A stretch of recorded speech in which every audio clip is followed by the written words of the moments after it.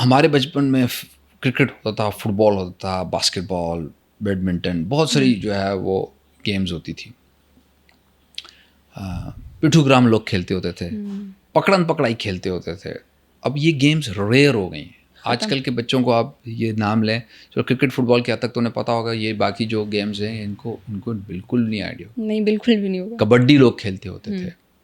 تو اب آپ ینگ جنریشن سے پوچھیں کبڈی اور پٹھو گرام کیا ہوتا ہے, اس کو نہیں پتہ ہوگا کہ کیا ہوتا ہے. ہم نے اپنے بچپن میں وہ کھیلی ہیں چیزیں.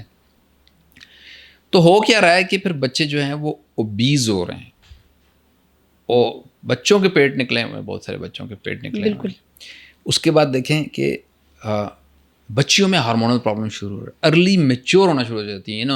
8 ایئرس پہ 9 ایئرس پہ جو بچیاں ہیں وہ دے اسٹارٹ میچورٹی.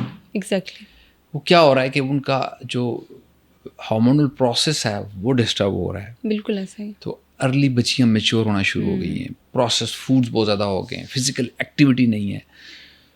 اور پھر انفارچونیٹلی جو most of the schools in the cities they don't have the play grounds. نہیں ہے.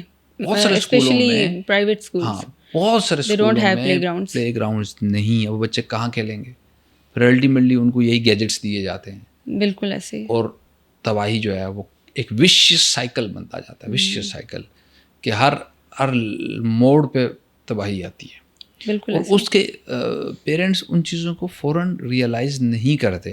بٹ الٹیمیٹلی جب ایک بچہ ڈائبٹیز کا شکار ہو جاتا ہے, اب ہم بچوں میں ڈائبٹیز کامنلی دیکھ رہے ہیں, بہت زیادہ ہو گئی. جب ایک بچہ اوبیز ہو کے ہائی بلڈ پریشر کا شکار ہو رہا ہے, جب ایک بچہ اوبیز ہو کے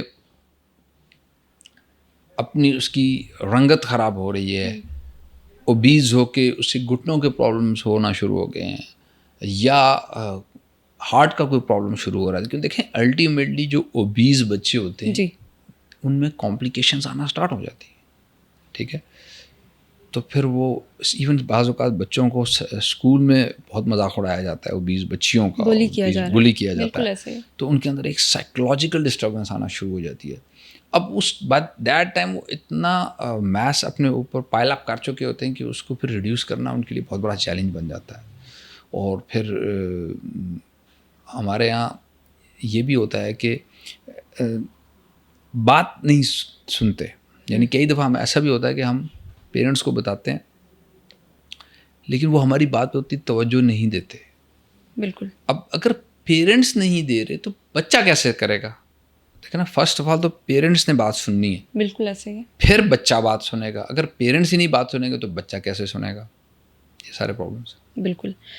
وہ بچے جو کھانا نہیں کھاتے, کمزور ہو جاتے ہیں کھانا نہ کھانے کی وجہ سے, اور کچھ تو خیر ان کی باڈی ایسی ہوتی ہے کہ وہ جو بھی کھانے لگتا نہیں ہے. وہ بچے جو کمزور ہیں ان کی غذا میں ایسی کون سی چیزیں شامل ہونی چاہیے جو ان کی نشو و نما کو بہتر بنا سکیں؟ دیکھیں جو ڈائٹ ہے یہ بہت ہی امپورٹنٹ چیز ہے.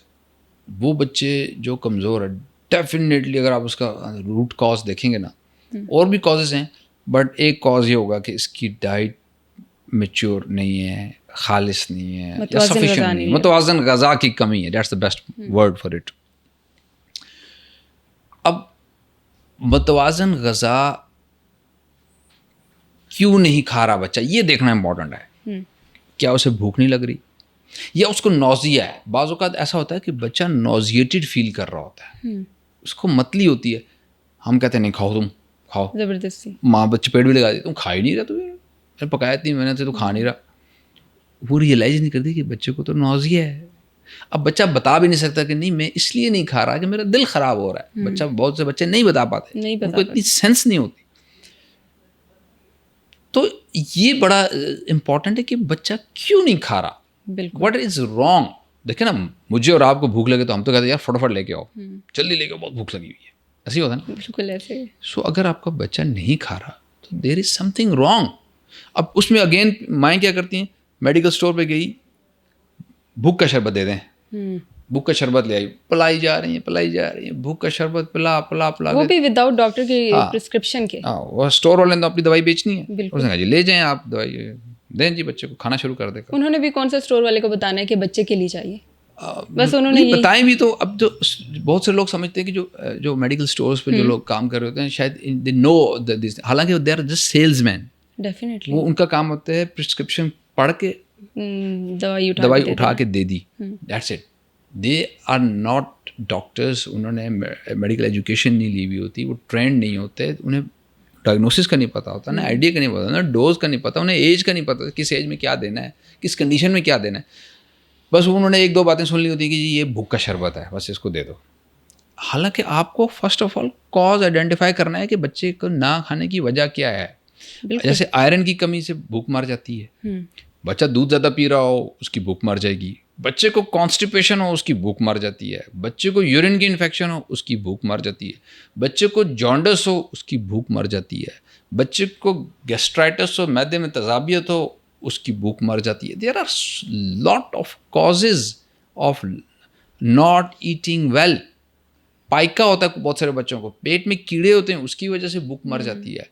پائکا کہتے ہیں گند بلا جو بچے کھاتے ہیں. بالکل. سو جب تک آپ وجہ نہیں فائنڈ آؤٹ کریں گے کہ وٹ از ایکچولی رانگ، کیوں نہیں کھا رہا، تو خالی آپ بھوک کے شربت دینے سے آپ کو کوئی فائدہ نہیں.